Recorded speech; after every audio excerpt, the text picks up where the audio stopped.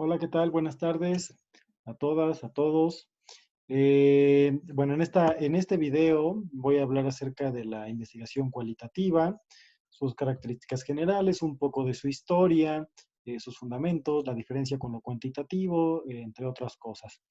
Esto es una especie de síntesis, de resumen, de,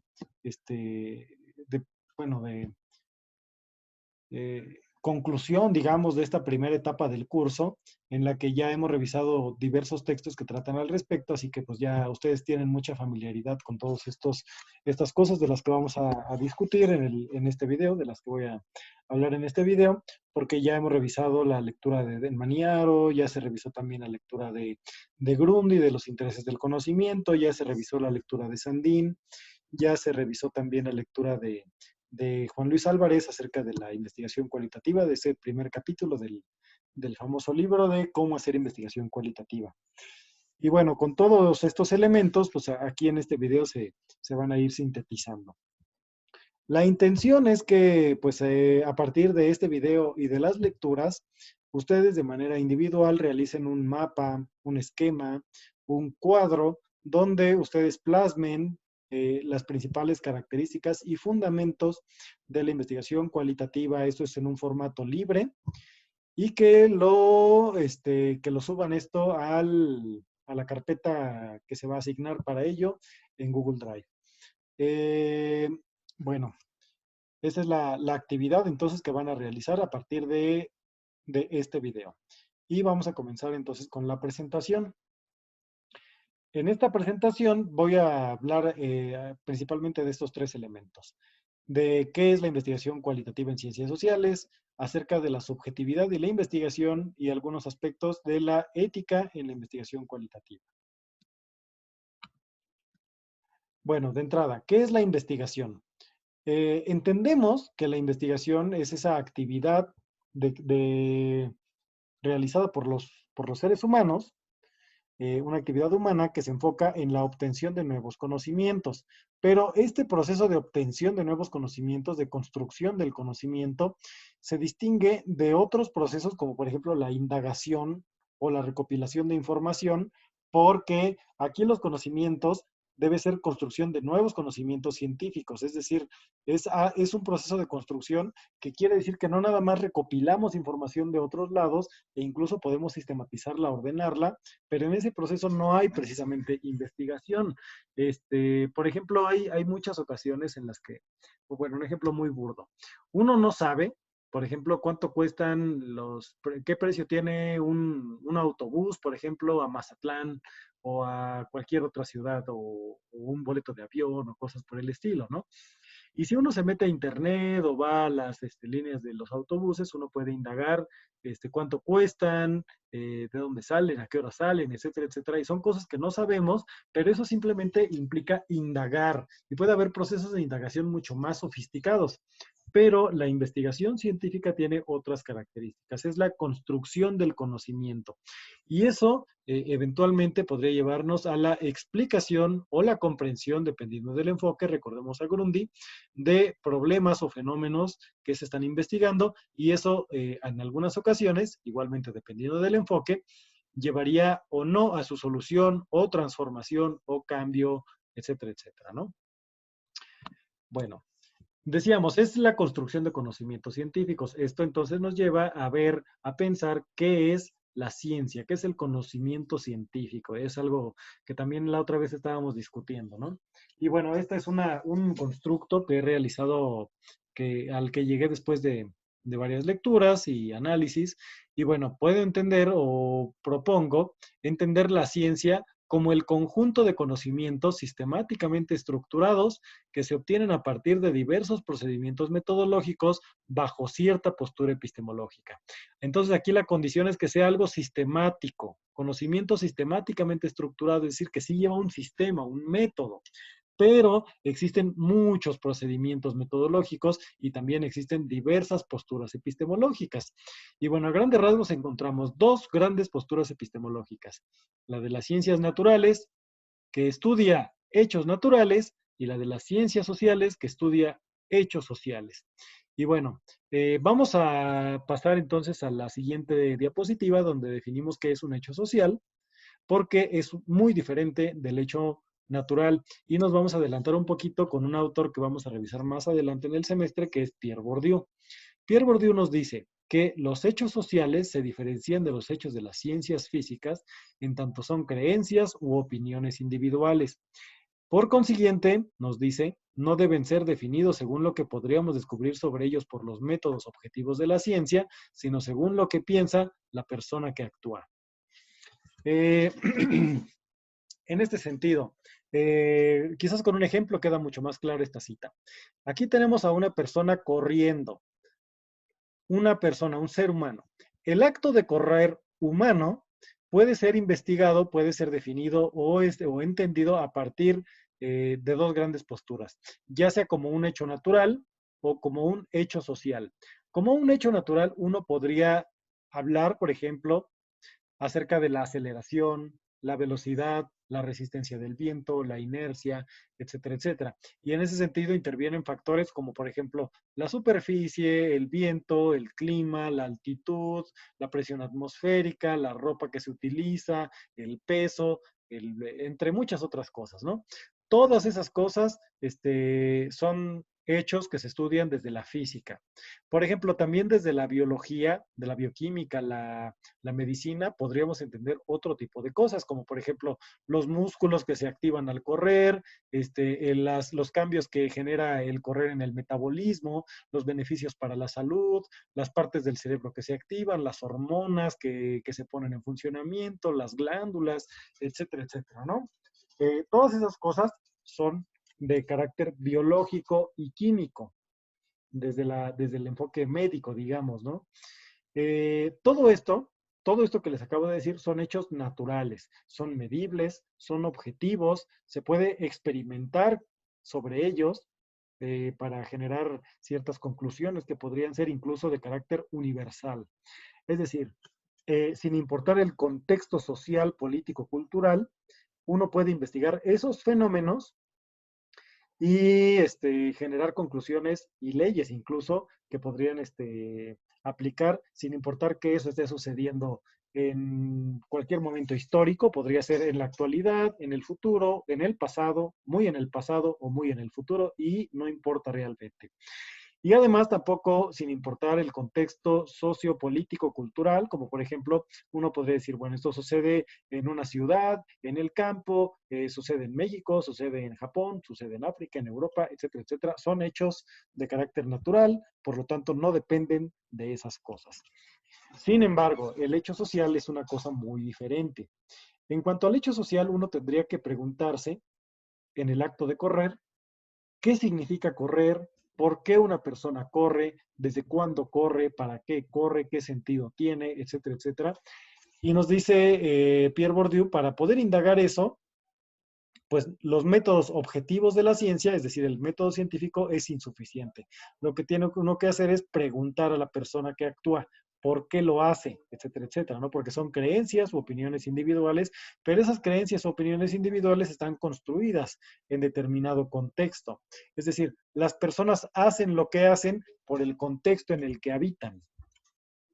Eh, por ejemplo, en las ciudades actualmente las personas corren, bueno, cada quien correrá por distintas razones y habrá quien le guste y habrá quien no le guste, pero por ejemplo, a quien no le gusta, corre en situaciones como puede ser, por ejemplo, que se le está haciendo tarde, que ya llegó el metro y vamos a perseguirlo, que el camión se está yendo y queremos alcanzarlo porque se nos hace tarde, no sé, cosas por el estilo, porque nos persigue un perro, porque nos van a asaltar, no queremos que nos asalten, etcétera, etcétera. Pero hay otras personas que corren pues por distintas razones, ¿no? Porque el doctor se los pidió y deben mantener una salud, bueno, hábitos saludables, por indicación médica en todo caso, o bien porque son personas que se dedican a esta actividad de manera profesional, corredores profesionales o atletas profesionales y deben mantener una buena condición física, o por gusto, muchas personas corren por desestrés, porque les gusta ver, sentir la adrenalina que se siente al correr o cosas por el estilo, ¿no?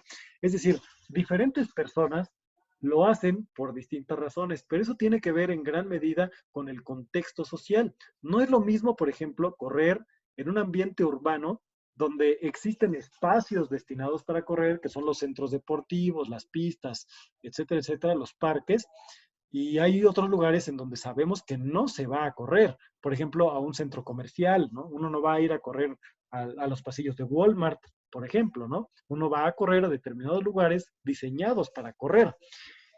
Incluso cuando vas a correr a esos lugares, un centro deportivo, un parque, etcétera, te pones ropa adecuada para correr. Uno no va a correr, por ejemplo, con el traje de la oficina. Uno usa el traje de la oficina para ir a la oficina o para ir al trabajo, etcétera, etcétera, ¿no? Mientras que cuando uno va a correr se pone los tenis, el short, el pants, la playera, incluso, por ejemplo, el medidor de, bueno, la bolsita para poner el celular, los audífonos, etcétera. Es decir, incluso hay mercadotecnia asociada a ello, ¿no?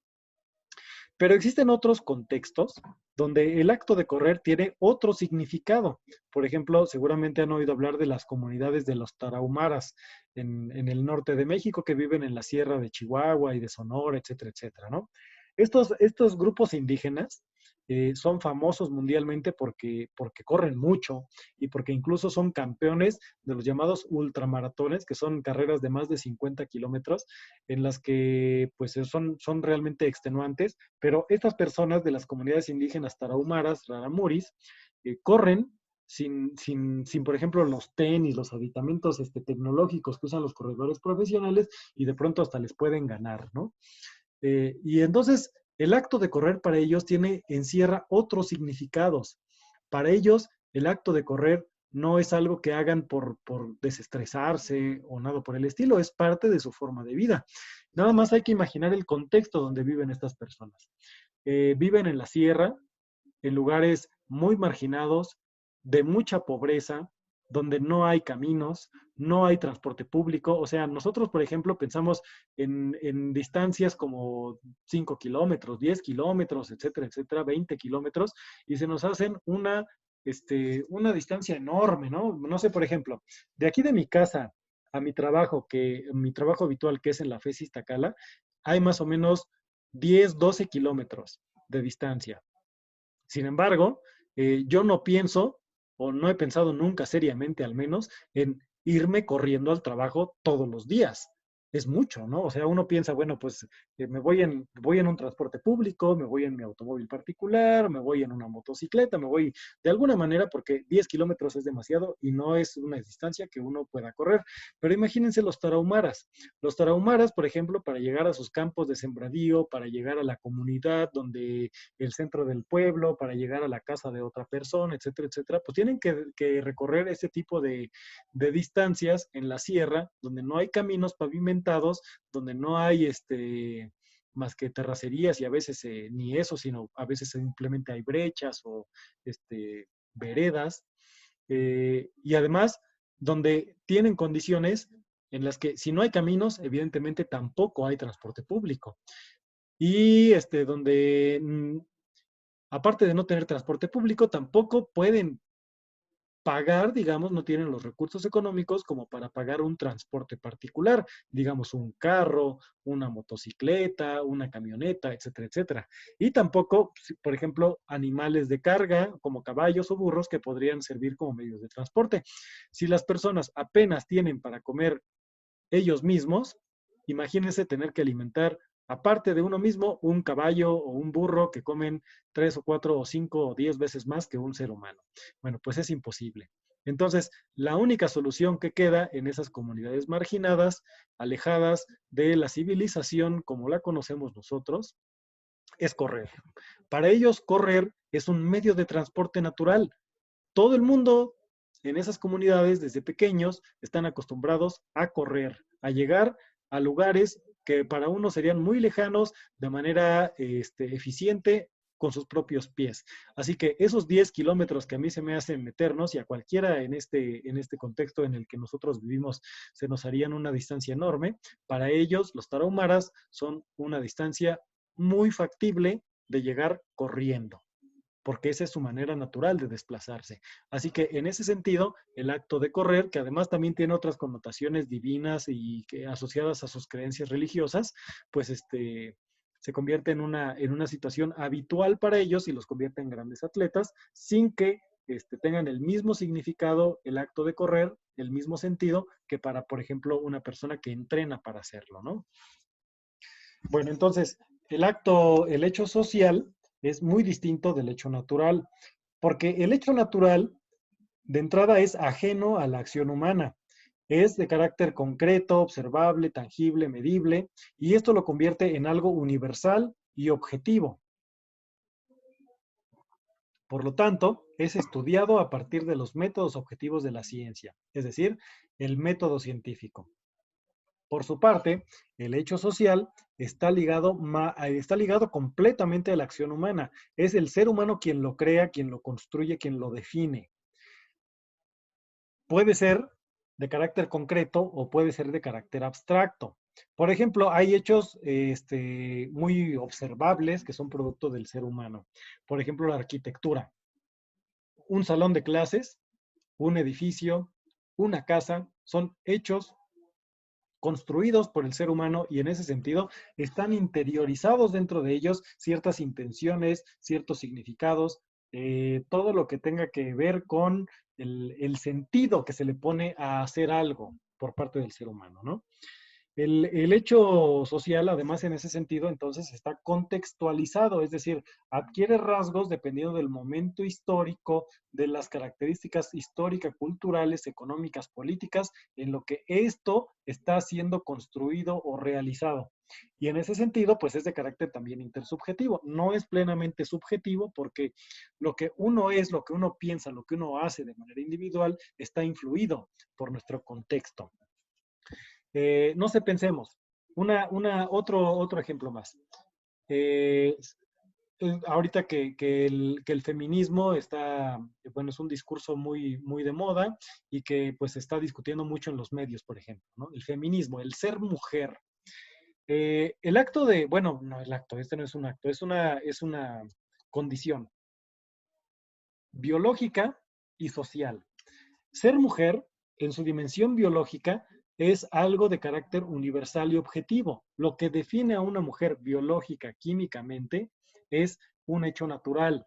Las mujeres tienen ciertas características, tienen ciertas diferencias biológicas y naturales a los hombres. Y eso es de carácter universal. No importa si estamos hablando del presente, el futuro o el pasado, el continente americano o el continente africano o el asiático o Oceanía o cualquier otro.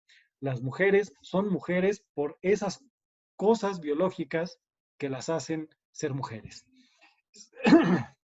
Sin embargo,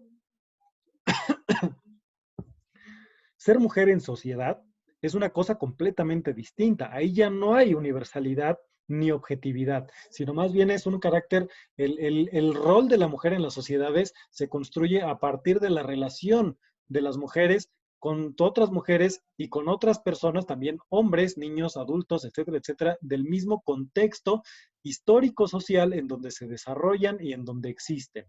Pensemos, por ejemplo, en el rol de la mujer actualmente y comparémoslo con el rol de la mujer en el pasado, hace 100 años, hace 200 años, hace 500 años. Y estaremos de acuerdo, no tengo por qué explicarlo, es radicalmente distinto. Biológicamente es lo mismo, es universal y es objetivo, pero socialmente es radicalmente distinto. Lo que puede hacer una mujer las posibilidades de sus acciones, de sus roles sociales, etcétera, son completamente distintos hoy en día y serán muy distintos en el futuro también. Y así, bueno, con cualquier otra cosa, ¿no? Que uno pueda analizar en torno a sus dimensiones naturales y sus dimensiones sociales. Entonces, bueno, estas son las diferencias entre el hecho natural y el hecho social, y es por eso que el hecho social requiere un estudio a partir de diversos métodos o procedimientos científicos, porque es bastante diverso y bastante eh, pues relativo, digamos, ¿no? O sea, en este sentido de que no hay universalidad ni objetividad, no puede ser estudiado el hecho social por este método científico que surge de la ciencia clásica, sino que puede ser estudiado desde muchas distintas perspectivas cualitativas, cuantitativas, mixtas, investigación, acción, críticas, fenomenológicas, etcétera, etcétera, etcétera, que surgen de distintos enfoques, ¿no? Bueno, para entender esto, actualmente ya reconocemos esto como algo hecho, algo dado, algo lógico incluso, ¿no? Que los hechos naturales son una cosa y los hechos sociales son otra y se estudian científicamente de manera distinta. Pero eso no sucedió sino hasta hace algunas décadas, como lo vimos en la lectura de Sandin. En este sentido, pues es necesario discutir un poco acerca de esta historia. Antes del surgimiento de la ciencia, eh, se vivía específicamente en Europa, en un modo de producción que Marx denominó el feudalismo.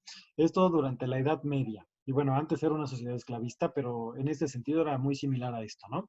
La producción se daba a partir de los talleres artesanales y de manera local y para el autoconsumo. Simplemente, bueno, los excedentes o algo, alguna parte de los tributos, de los excedentes, se tenían que otorgar como tributos a los nobles que vivían en los castillos, ¿no? Mientras que la política y la economía estaba en manos de la iglesia, es decir, la iglesia era la institución dominante en torno a los asuntos de la política, la economía y el gobierno. Y la sociedad se dividía entonces en dos clases sociales, los nobles que eran parte de esa clase dominante, gobernante, y los siervos que eran la clase trabajadora.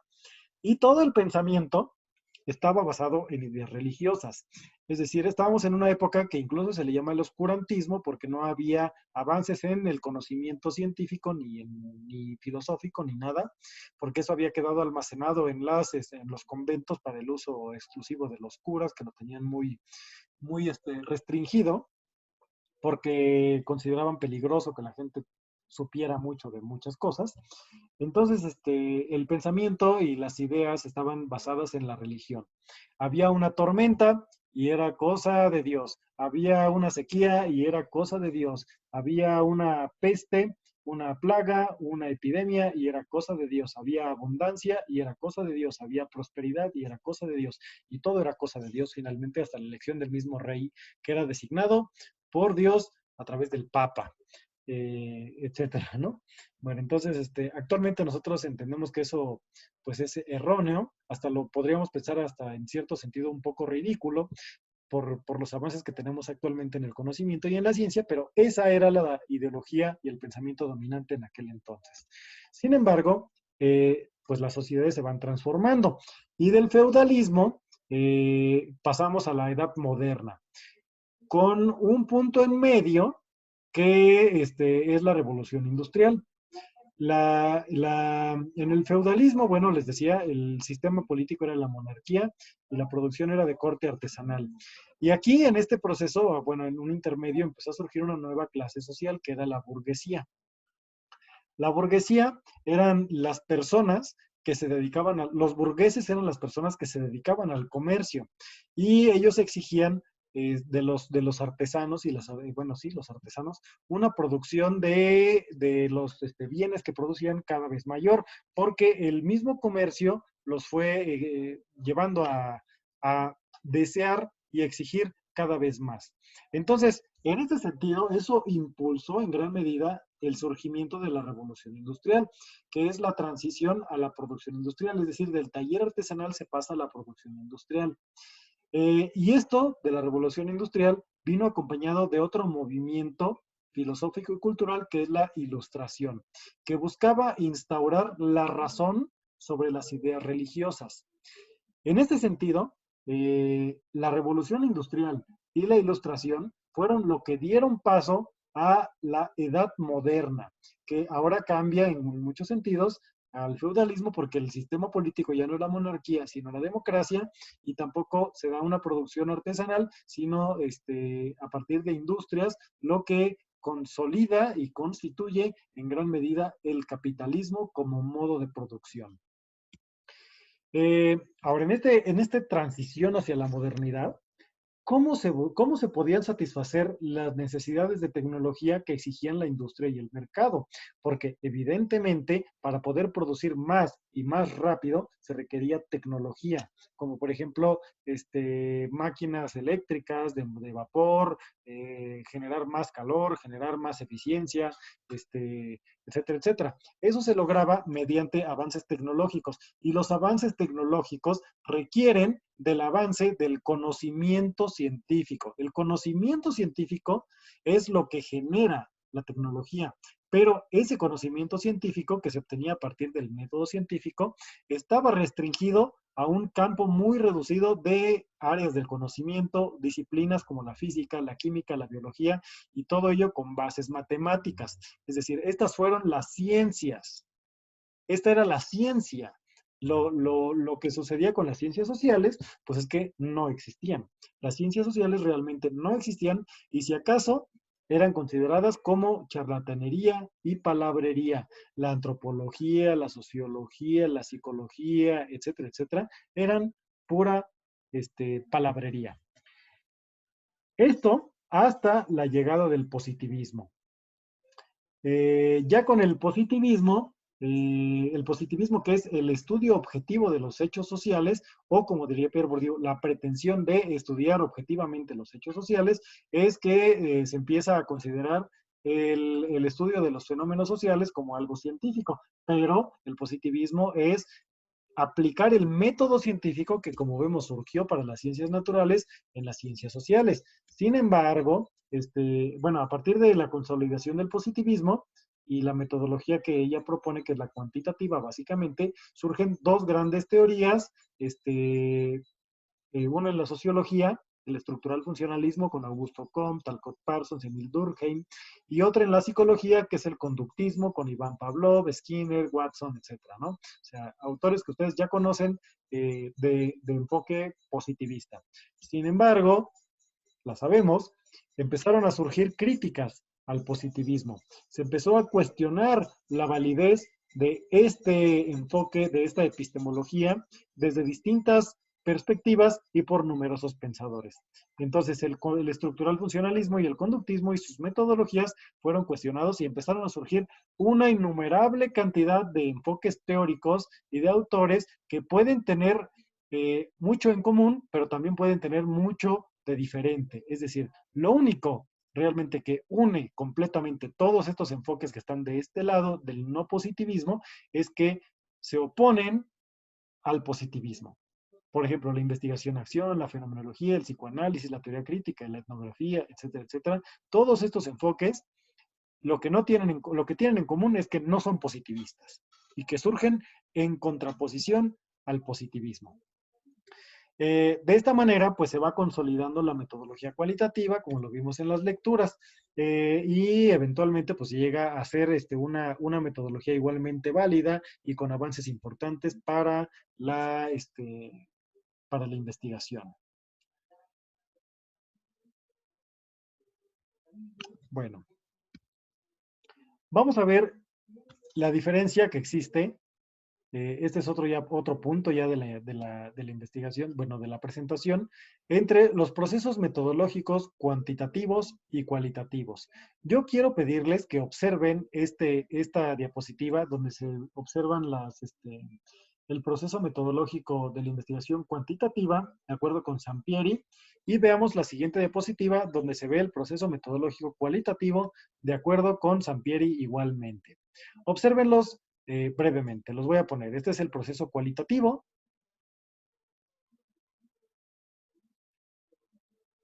Y este es el proceso cuantitativo.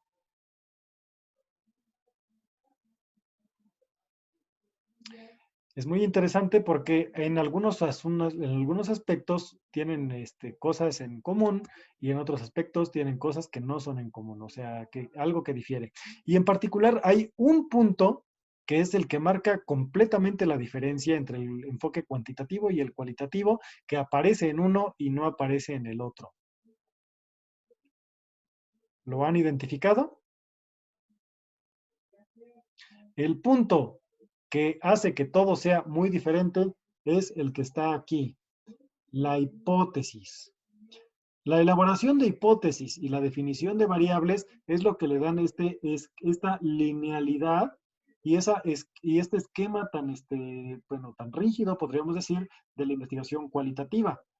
¿Por qué? Porque finalmente aquí en esto coincidimos. Hay una idea, hay un planteamiento del problema, hay una revisión de literatura, se visualiza el alcance del estudio, pero aquí es importante definir nuestras variables para construir hipótesis. Una hipótesis se construye a partir de variable dependiente y variable independiente, lo cual podríamos decir que es causa-efecto. Es decir, estamos ante un modelo explicativo, como lo vimos con Grundy. La explicación es lo que se busca en este modelo de investigación. Luego la hipótesis se va a comprobar de distintas maneras, dependiendo de cómo vamos a hacer nuestra investigación. Puede ser, por ejemplo, mediante métodos estadísticos o mediante métodos experimentales o cuasi experimentales, etcétera, etcétera, ¿no?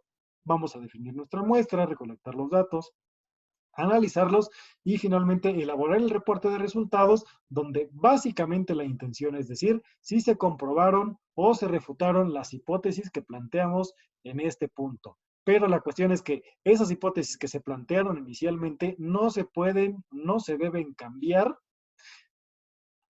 sino llevarlas hasta el final. Si las refutamos, si nuestra hipótesis resulta nula o no válida o negativa, pues entonces ese es el resultado de nuestra investigación.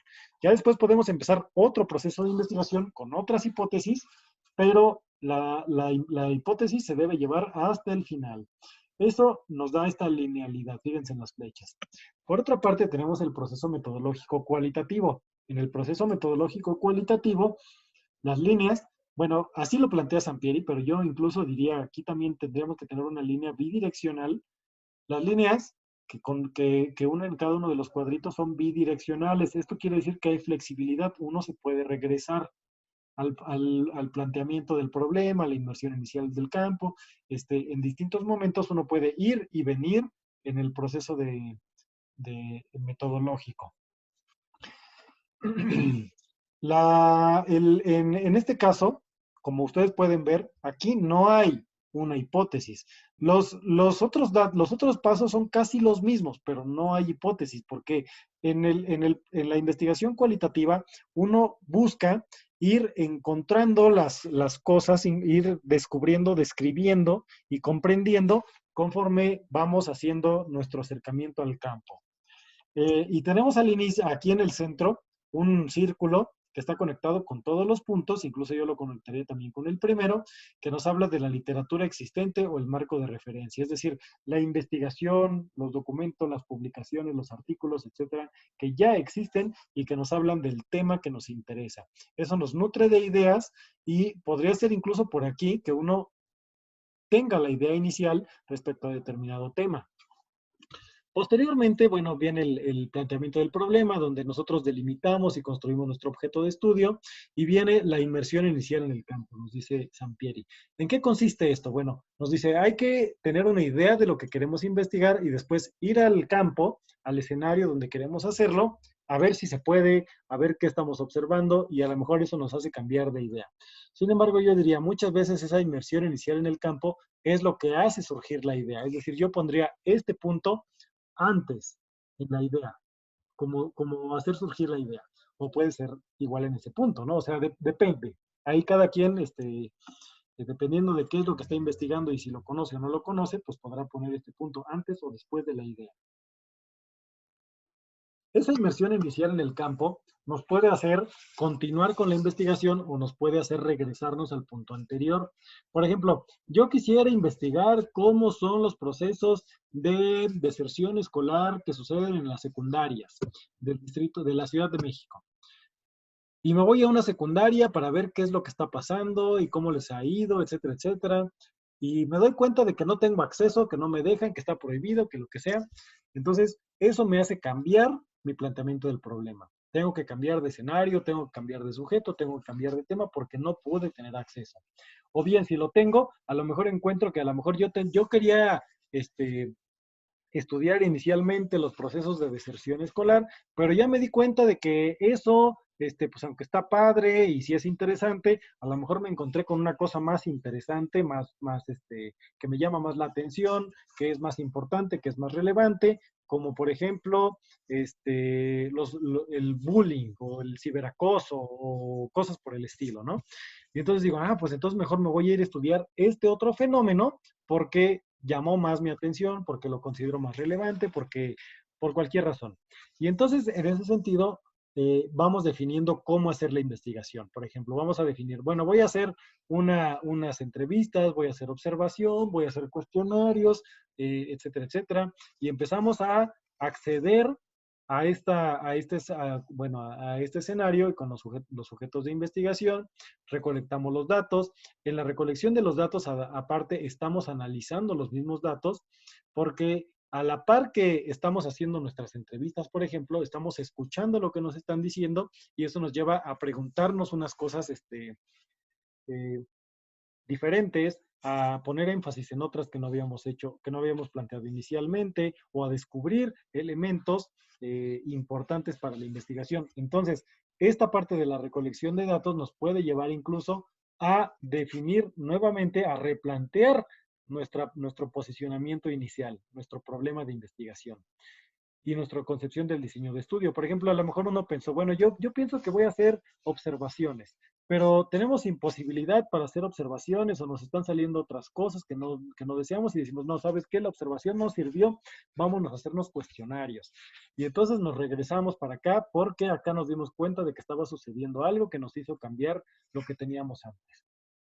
Eh, por ejemplo, cuando yo estaba haciendo mi tesis del doctorado, empecé con la recolección de datos y en la primera entrevista que hice con un estudiante de sociología, me di cuenta de que había a partir del análisis, que había un elemento que no había yo considerado como parte de mi guión de entrevista, que se podría decir que estaba aquí en esta parte del diseño del estudio, cuando diseñé mi guión de entrevista, que era el asunto de la música y cómo la música influye en el proceso de formación política. Entonces, ese asunto de la música me llevó a reformular mi diseño del estudio para incluir en mis guiones de entrevista futuros el asunto de la música. Bueno, finalmente sigue la recolección de información, uno llega al punto en el que dice, bueno, hasta aquí es suficiente, ya no voy a recolectar más información, siempre existe la pregunta, ¿cuántas entrevistas? ¿Cuántas observaciones? Etcétera, etcétera. Y para eso no hay una respuesta precisa, absoluta, sino que más bien eso se define en función de la calidad de la información que vamos obteniendo y si nos da los elementos suficientes para poder decir, con esta información ya puedo dar cuenta de mi objeto de estudio. Entonces, terminamos con la recolección de información y nos metemos al trabajo de gabinete. Este es el trabajo de campo y nos vamos al trabajo de gabinete. Acá nos vamos a poner a leer, a transcribir, a interpretar los resultados y eso podríamos decir, bueno, sabes que ahora que estoy leyendo con detenimiento, tal vez pienso que necesito otra vez más información. También me pasó en su momento con la investigación que hice en el doctorado. Necesito otra vez volver al campo, a volver a recolectar datos para complementar lo que tengo que es insuficiente. Una vez que ya hemos terminado estas etapas, entonces ahora sí nos metemos a la elaboración del reporte de resultados, que podría ser un artículo, una tesis, un libro, una ponencia, etcétera, etcétera, ¿no? Bueno, entonces, en ese sentido, como podemos ver, siempre, esto no lo mencioné mucho, pero siempre está uno leyendo, siempre está uno incorporando literatura, siempre está uno incorporando asuntos de los autores que uno va leyendo en función de lo que uno está investigando. Y esto construye, abona a la construcción de nuestro objeto de estudio y puede llevar incluso también a reformulaciones de lo que estamos planteando. Bueno, como podemos ver, acá no hay hipótesis, porque la hipótesis nos pone en una lógica de comprobar la hipótesis, y acá no buscamos comprobar nada, y tampoco buscamos explicar nada, porque la hipótesis nos pone en la lógica de explicar, y explicar quiere decir encontrar las relaciones de causa y efecto. Acá en la investigación cualitativa no se busca de encontrar las relaciones causa-efecto, sino de comprender los fenómenos en su totalidad, o tal vez no en su totalidad, pero sí buscarlos comprender en su complejidad, en la búsqueda de distintas relaciones que están ahí presentes. Otros autores, por ejemplo, Álvarez, ustedes lo vieron, plantean este proceso del proceso cualitativo igualmente de manera bidireccional, ¿no? Definir tema, problema y preguntas, analizar la importancia y relevancia del estudio, ver si es una cuestión viable de realizar, si es posible, definir nuestros objetivos, las características de los participantes, definir el paradigma interpretativo o la teoría, por ejemplo, el interaccionismo simbólico, la fenomenología, la teoría crítica, el constructivismo, etcétera, etcétera.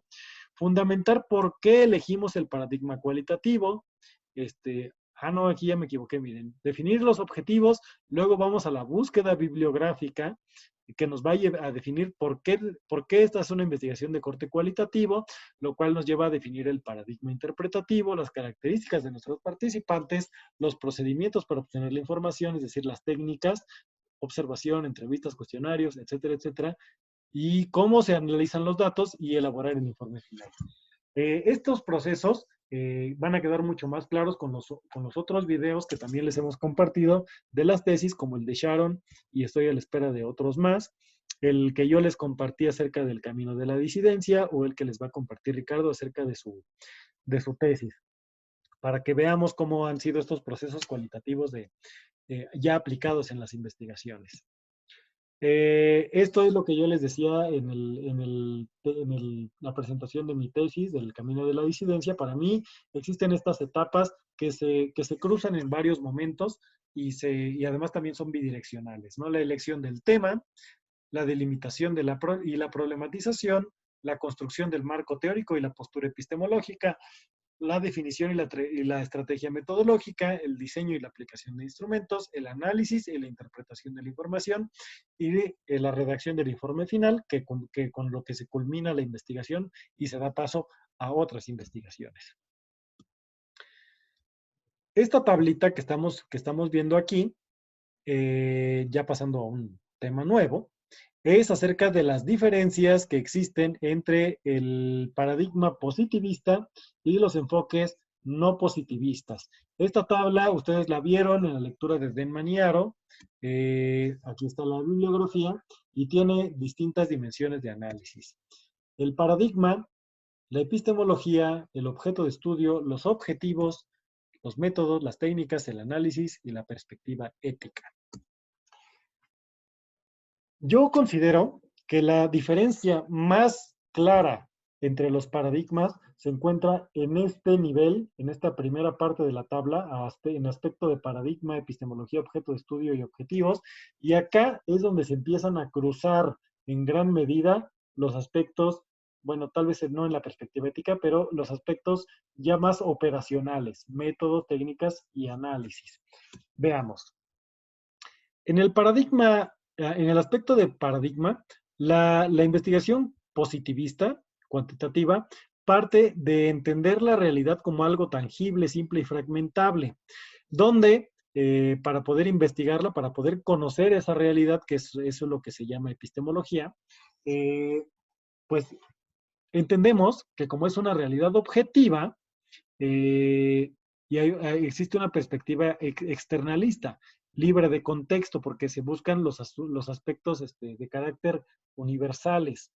El observador, por lo tanto, se convierte en un ente independiente y hay un dualismo sujeto-objeto, es decir, yo soy investigador y otras personas son los investigados, pero yo estoy aparte de ellos, ¿no? Esa es la perspectiva externalista y el dualismo. Lo que nos da como objetivo o como objeto de estudio esa realidad de carácter objetivo y se estudian los hechos. Y aquí dice aspectos nomotéticos y ética. Aspectos nomotéticos quiere decir los aspectos generales. No nos interesa realmente lo particular, lo diferente, lo único, sino los aspectos en común, porque eso es lo que se puede generalizar, eso es lo nomotético. Y ética quiere decir que es visto desde fuera. En este sentido, la intención es medir y predecir para controlar, como lo vimos con Grundy en el interés técnico, y en ese sentido, pues se buscan verificar y falsear teorías, generalizar la explicación, que es esto de buscar las relaciones causa y efecto. Este es el interés técnico de la investigación, básicamente, ¿no? Por otra parte, De acuerdo con Grundy, pues acá estaríamos más bien en lo no positivista, en lo no positivista, en el interés práctico. El interés práctico, bueno, parte de una realidad a nivel paradigma completamente distinta. Es una realidad construida socioculturalmente, múltiple y holística.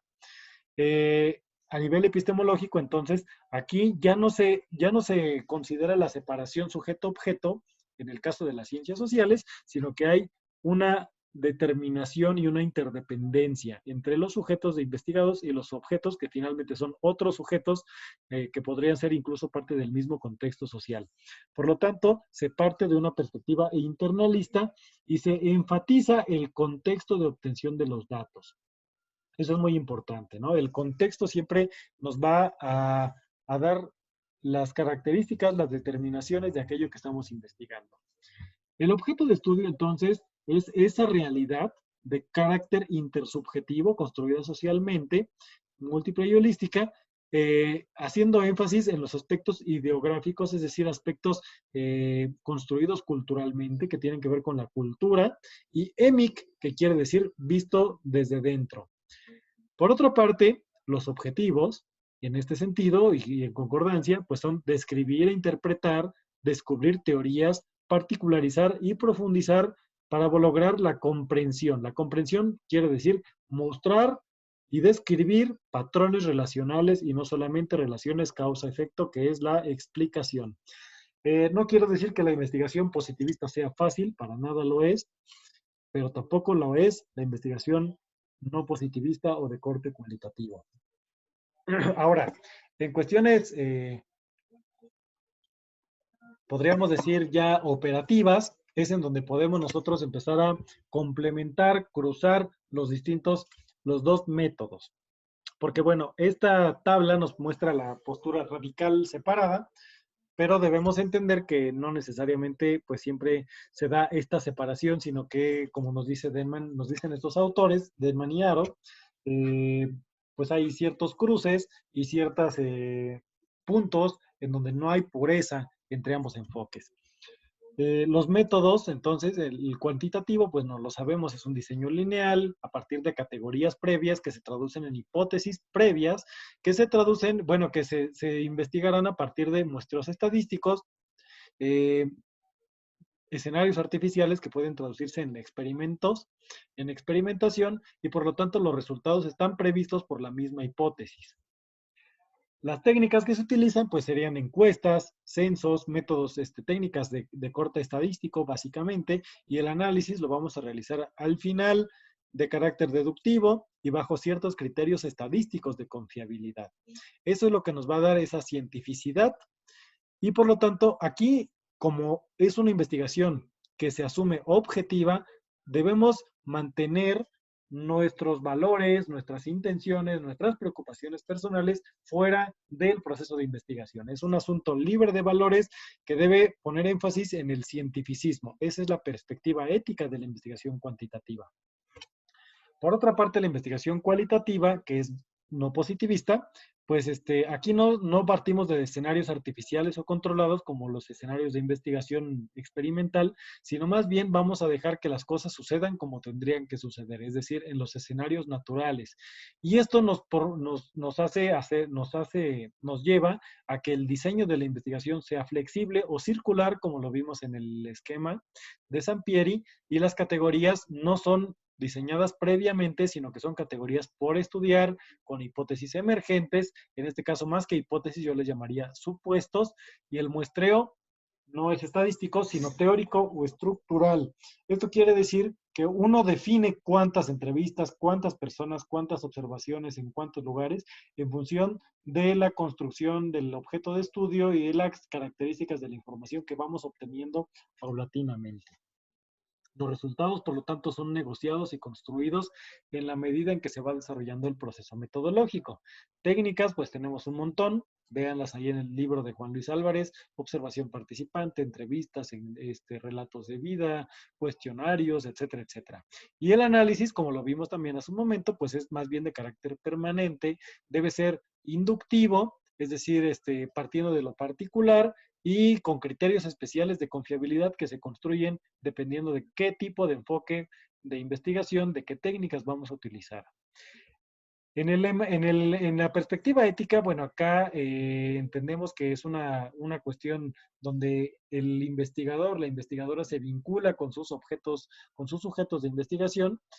Por lo tanto, hay una perspectiva humanista y también hay una conciencia del compromiso de la investigación, por lo tanto, de devolver los resultados, de generar algún cambio social, de generar una transformación, etcétera, etcétera, dependiendo del enfoque, algunas veces más, algunas veces menos. Por ejemplo, en el enfoque emancipador, de acuerdo con Grundy, el interés emancipador, pues hay una conciencia y un compromiso mucho mayor con los grupos sociales en los cuales se desarrollan las investigaciones. Y bueno, en este sentido, pues los enfoques sí son diferentes, pero recordemos, también hay ciertos cruces y ciertos aspectos y ciertas fortalezas y ciertas debilidades en cada uno de estos enfoques de investigación. Básicamente encontramos esto, ¿no? En el enfoque cuantitativo se trabaja primordialmente con base en números y en estadísticas, y estas se obtienen a partir de, la investigación se basa en el diseño de hipótesis que se va a generar a partir de variables, variable dependiente, variable independiente, las cuales se van a medir por medio de indicadores, lo cual nos lleva a buscar la explicación de los fenómenos, relaciones de causa-efecto. Por otra parte, el enfoque cualitativo no trabaja con base en números, sino base en palabras o discursos, lo cual nos pone en una lógica distinta, aunque esto no quiere decir que uno no puede usar palabras o discursos en lo cuantitativo o uno no puede usar números en lo cualitativo, sino que pues eh, se cruzan en ese sentido, ¿no? La delimitación no se realiza a partir de hipótesis, sino más bien de conceptos, lo cual nos va a dar el fenómeno a investigar y nosotros tenemos que explorarlo. Por ejemplo, en el ejemplo que les puse de mi tesis del doctorado, del camino de la disidencia, los conceptos eran formación política y participación política, y eso lo veía en determinado escenario o en determinado grupo de personas con ciertas características, y ahí estudio ese fenómeno, ¿no? Pero entonces la delimitación se da conceptualmente y en cuanto a escenarios o grupos de personas con características específicas, y lo que buscamos es comprender cómo funcionan esas personas y esos conceptos en determinados escenarios. A veces bueno, y esto es lógico pensarlo por las cuestiones que tienen que ver con los nombres de los enfoques, cuantitativo y cualitativo. Uno piensa que lo cuantitativo se refiere específicamente a las cantidades y lo cualitativo a las cualidades. Sin embargo, esa es una perspectiva ingenua. Pensar que lo cuantitativo estudia simplemente cantidades no nos deja con una visión fragmentada de la realidad, porque lo cualitativo también puede estudiar con base en números y en cantidades. Uno puede interpretar y comprender los fenómenos a partir también de obtener datos de carácter cuantitativo. Se busca la comprensión finalmente y se pueden interpretar. O uno puede utilizar también discursos y analizarlos a partir de hipótesis, variables e indicadores. Es decir, ¿qué es lo que finalmente distingue cada uno de ellos? Yo diría es la presencia de la hipótesis y de las variables, que en la investigación cualitativa no se tienen porque buscamos más bien una perspectiva y una visión holística de los fenómenos y no una visión estructurada sobre la lógica causa-efecto. En este caso, bueno, entendemos que las cosas son multifactoriales, multicausa y multiefecto, y nosotros trataremos de comprenderlas en esa complejidad. Bueno, entonces, en el proceso de hacer investigación, debemos entender en estas diferencias que estamos planteando acá, que echando a perder se aprende. Es decir, entender que hacer investigación no es no es seguir simplemente una receta, sino que cada investigación requiere de tratamientos específicos, aunque tengamos ciertos lineamientos generales, que es como lo que estamos viendo en estas presentaciones, pero en ese proceso de hacer investigación se van a cometer errores, y los errores, más que grandes tragedias, son oportunidades, aunque suene mi discurso muy empresarial, son realmente oportunidades para aprender y para mejorar y para cambiar el proceso y rectificar los procesos de investigación y mejorarlos. Eso es, rectificar los errores es el proceso de cientificidad en la investigación cualitativa. Lo veremos con Pierre Bourdieu. Por otra parte, la formación del investigador es un proceso que no se da de un momento a otro, sino que requiere experiencia. Incluso se afirma que ser investigador es una forma de vida, es decir, es algo que no nada más es un trabajo que se desempeña en determinado momento y en determinados lugares, sino que implica ya una transformación profunda en nuestra manera de pensar, en nuestra manera de hablar, de relacionarse con los demás y que pues finalmente nuestros objetos de estudio surgen también de nuestras experiencias cotidianas. Y debemos tener en cuenta que el conocimiento no lo construye una sola persona, sino que es producto de una comunidad científica, por lo tanto hay que establecer límites. Yo les recomendaría que cuando ustedes planteen una investigación lo hagan de manera muy, muy delimitada, porque en ese sentido tienen más posibilidades de hacer una aportación al conocimiento que si lo hacen de manera muy amplia, en donde más bien nos vamos a quedar un poco en el limbo de la descripción de lo ya existente sin hacer un aporte muy relevante al campo de conocimiento propio en el que se estén desarrollando. Vamos a pasar a ver las características de la investigación cualitativa.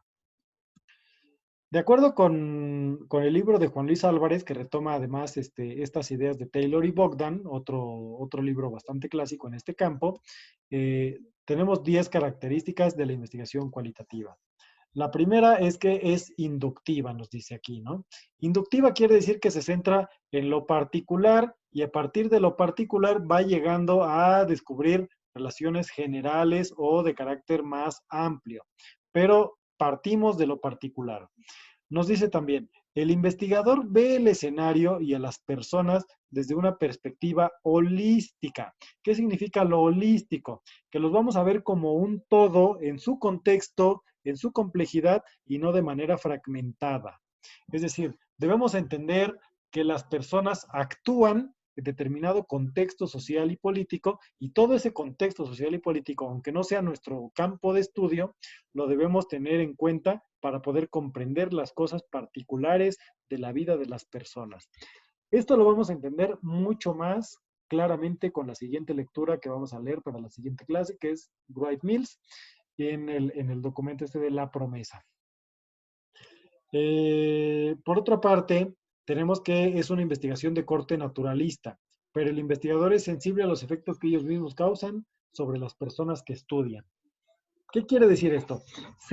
Bueno, que es naturalista quiere decir que uno va a dejar que las cosas sucedan como deberían estar sucediendo de manera natural.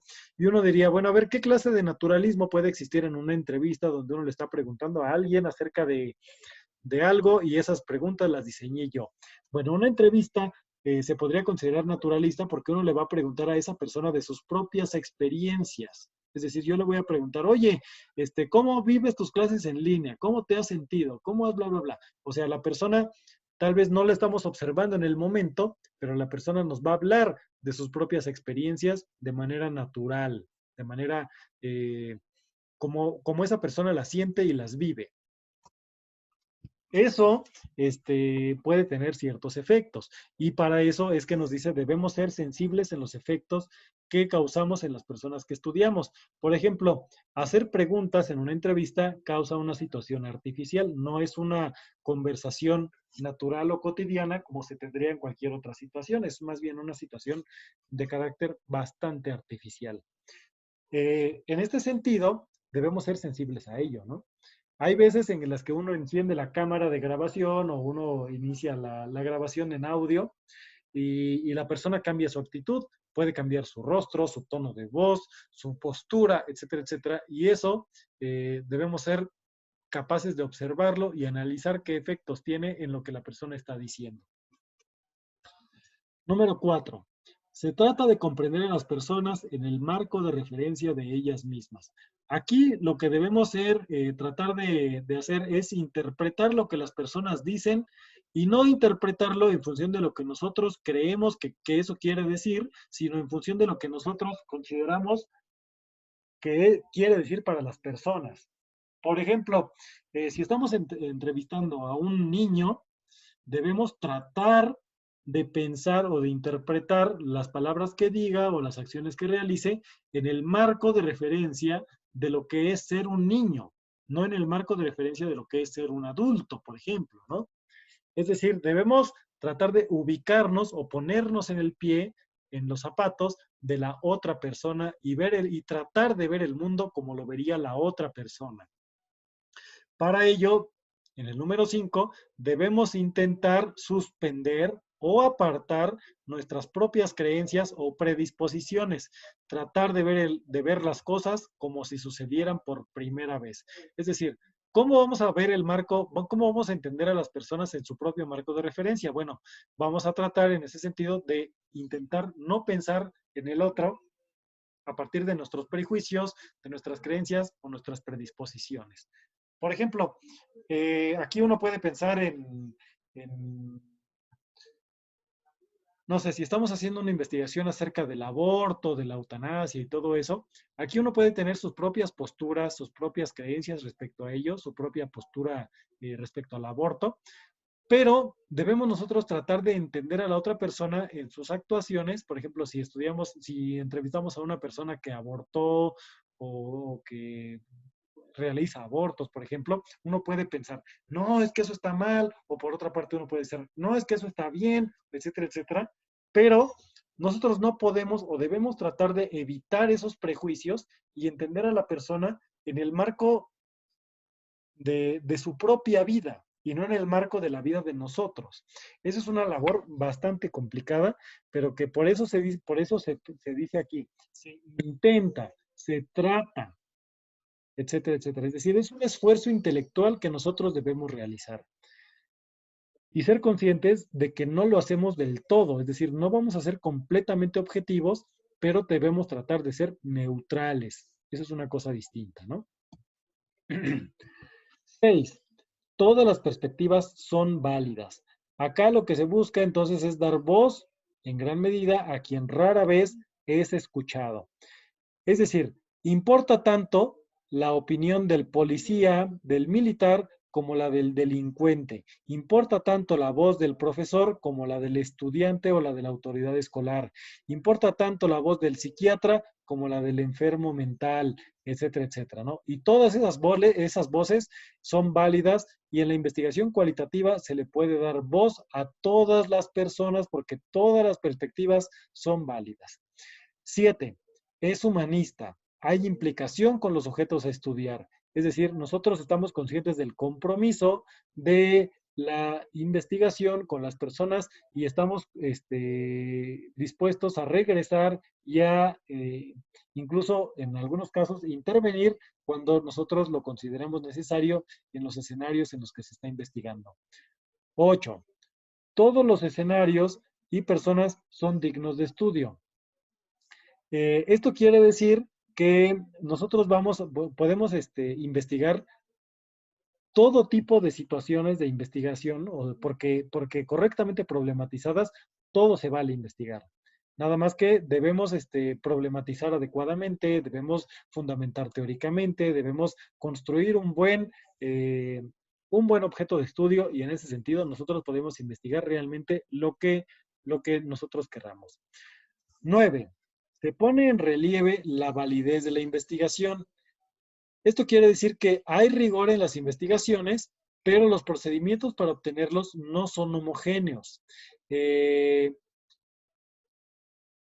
decir, hay distintos procesos metodológicos que se pueden seguir, pero deben ser rigurosos, deben ser bien reflexionados. Lo vamos a ver esto básicamente con Pierre Bourdieu más adelante. También debemos entender que se exige coherencia interna en la obtención del rigor científico en las investigaciones. Y esto lo vamos a lograr mediante una reflexión constante o una vigilancia epistemológica, como lo veremos también en este semestre. Finalmente, entender que la investigación cualitativa es un arte, una artesanía intelectual. Entender que es una labor artesanal quiere decir que debemos dominar las técnicas, debemos dominar las herramientas, debemos apropiarnos del oficio pero también ahí se pone nuestro propio toque personal en cada una de las investigaciones realizadas. Si tienen alguna duda, recuerden ponerla en los comentarios del post de Facebook donde voy a poner este video. Ya en el último punto de esta presentación, quiero discutir un poco acerca de la ética en la investigación cualitativa. ¿Qué es la ética? Bueno, la ética podríamos entenderla como los modos correctos o adecuados de proceder en una investigación para obtener ciertos resultados. En este caso es el conocimiento científico que sea de carácter válido y que tenga confiabilidad. Eso es la ética, o eso entendemos por ética en la investigación. Implica varias cosas, ¿no? Por ejemplo, una cuestión muy obvia sería no falsear los datos, ¿no? O sea, eso es una labor ética que cada quien debe tener en cuenta, no falsear los datos, no inventar los datos, no obtenerlos de manera errónea, por ejemplo, a partir de espionaje, de grabar a alguien sin su consentimiento. Ese tipo de cosas implican actuaciones que no son éticas en todo proceso de investigación, pero bueno, aquí hay muchas otras implicaciones. Veamos. En una investigación cuantitativa, la ética, la ética está centrada en el cientificismo, como veíamos hace ratito, ¿no?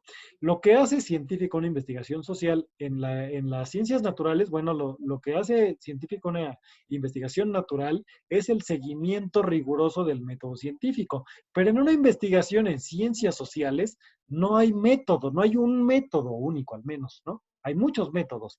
Entonces, ¿qué es lo que hace científica una investigación social?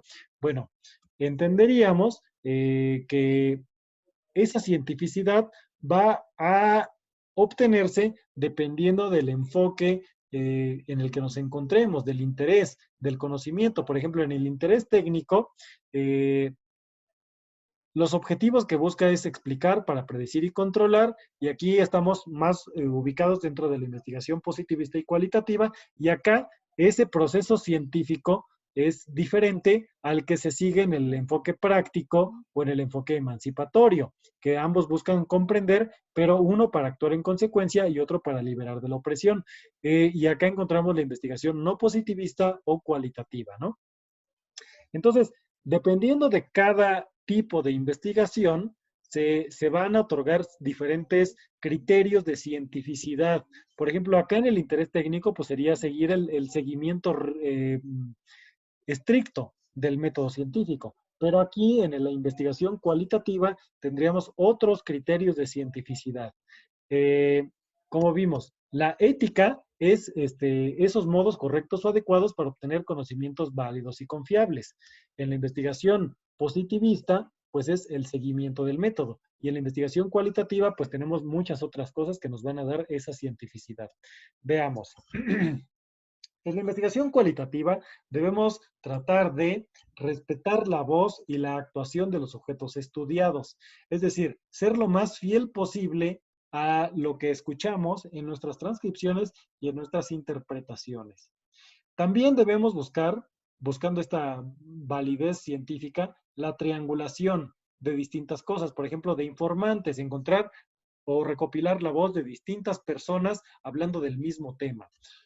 Triangulación también de teorías o de conceptos, es decir, ver qué han dicho distintos autores respecto al tema que estoy investigando. Métodos, obtener la información desde distintos enfoques. Una, por ejemplo, a partir de lo que se dice en una entrevista, a partir de lo que observamos. Por ejemplo, si nosotros estamos hablando de prácticas docentes, nosotros podemos entrevistar a los docentes de qué es lo que están haciendo, cómo lo hacen, etcétera, etcétera. Y además podemos observar sus clases y en este sentido triangular lo que se dijo en la entrevista y lo que observamos en el salón de clases. O técnicas también, ¿no? En este sentido, técnicas de análisis, técnicas de recolección de información, etcétera. Por otra parte, también debemos tener un compromiso y una implicación, tanto con los sujetos estudiados, es decir, con las personas que estamos investigando, de devolverles la investigación, de estar en contacto con esas personas para decirles cómo vamos, etcétera, etcétera, como con el proceso mismo de la investigación. Debemos tener un compromiso con la investigación para llevarla hasta el final y no dejarla abandonada por ahí a la mitad. También se exige un posicionamiento crítico. porque la investigación cualitativa pues busca también analizar los fenómenos sociales y cuestionarlos, analizarlos en sus distintas dimensiones, y debemos ser críticos ante el orden social instituido, ante las distintas teorías que nos encontramos, ante las metodologías y ante las técnicas. Es decir, no tomar las cosas como cosas dadas, instituidas, intocables, intachables, sino siempre ir cuestionando, criticando, y en ese sentido se va construyendo. Es decir, no porque nos digan, la investigación cualitativa es esto y aquello, y la técnica de la observación se hace así y así y así. Es decir, puede servir o puede no servir, pero uno tiene que ser crítico ante eso e innovar. Y eso nos lleva al siguiente punto, que es la creatividad, porque la intención no nada más es repetir metodologías, no es nada más repetir teorías y no es nada más repetir las técnicas que están en los libros, sino construir teorías, construir metodologías y diseñar nuestras propias técnicas, y no solo refutar o validar lo que otros han hecho. Es decir, construir. Esa es la intención finalmente, ¿no? Y bueno, ¿cómo logramos la credibilidad en una investigación cualitativa? Bueno, esto lo vamos a lograr mediante un compromiso prolongado con la investigación, con las técnicas, con los métodos, a partir de la triangulación, lo que decíamos hace ratito, a partir de encontrar casos negativos. Si nosotros vamos encontrando, por ejemplo, generalidades en el pensamiento o en la actuación de las personas, también es muy importante encontrar aquellas personas que piensan o hacen las cosas de manera distinta. Otra cuestión es triangular también o presentar nuestros resultados a otros colegas interlocutores que pueden ser nuestros docentes, otros compañeros, expertos en distintos temas, presentarlo en algún congreso, en alguna conferencia, en alguna clase, etcétera, etcétera. Y en esos espacios, escuchar la opinión de esos colegas interlocutores para ir mejorando el trabajo e irlo incluyendo también en nuestras investigaciones. Y además también pedir la opinión de los sujetos estudiados. Es decir, hacemos una entrevista, por ejemplo, y le presentamos después la transcripción a los sujetos, le decimos, oye, mira, aquí está la transcripción que hice. ¿Qué opinas? ¿Faltó algo? ¿Lo hice bien? Etcétera, etcétera, ¿no? Eso nos va a dar credibilidad en nuestras investigaciones. ¿Y cómo vamos a obtener, por otra parte, la confiabilidad? ¿Cómo vamos a decir que nuestra investigación nos está dando resultados confiables? Bueno, acá tenemos dos elementos que vamos a revisar en el transcurso de este año de estudio en investigación pedagógica 5 y 6. La descripción densa y la vigilancia epistemológica. La descripción densa es un esfuerzo intelectual por interpretar, no solamente describir, sino interpretar los hechos que son estudiados y acceder a su significado en función del contexto donde surgen y con apoyo de la teoría. Esto es a grandes rasgos la descripción densa y es lo que se busca hacer en una investigación cualitativa. Interpretar y no solamente describir. Describir cualquiera lo puede hacer, pero interpretar, ese es el trabajo realmente, pues no diría complicado, pero sí tal vez complicado, y lo que exige realmente hacer investigación cualitativa. Por otra parte, la vigilancia epistemológica es el sistema de tradiciones intelectuales que tiene la intención de dotar al investigador social de los medios para que él mismo supervise su trabajo científico en todo el proceso, incluidos los aspectos teóricos y metodológicos. Es decir, aquí no tenemos un método diseñado a priori que debemos seguir para hacer las investigaciones, sino que debemos hacer la investigación e irla construyendo e ir definiendo nuestros métodos, nuestras técnicas, e ir construyendo nuestras propias teorías incluso. Y en ese proceso podemos ir cometiendo errores. La vigilancia epistemológica es lo que nos va a hacer, nos va a dotar de los medios para, en primer lugar, darnos cuenta de los errores y corregirlos. Y en ese proceso de darnos cuenta y corregir, hay una rectificación del conocimiento, lo cual nos va a dar confiabilidad y cientificidad. Lo vamos a ver con Pierre Bourdieu este mismo semestre. Y bueno, estos son los aspectos a cuidar en la ética, en la investigación cualitativa. Y con esto termina la presentación. Les agradezco mucho su atención. Y bueno, pues recuerden, si tienen alguna duda, si tienen alguna pregunta, yo les pido que no, me lo hagan saber en los comentarios y, o por un mensaje, y yo estaré atento a todo lo que ustedes tengan que escribir, que preguntar y resolver todas las dudas que tengan. Recuerden la tarea, hacer un esquema, un mapa, un cuadro donde en formato libre, ustedes decidan cómo lo van a hacer, donde se describan, se plasmen los fundamentos y las características de la investigación de corte cualitativo. Y bueno, con esto termino la presentación. Les doy muchas gracias por su atención, les agradezco su atención y pues seguimos en contacto. Hasta luego.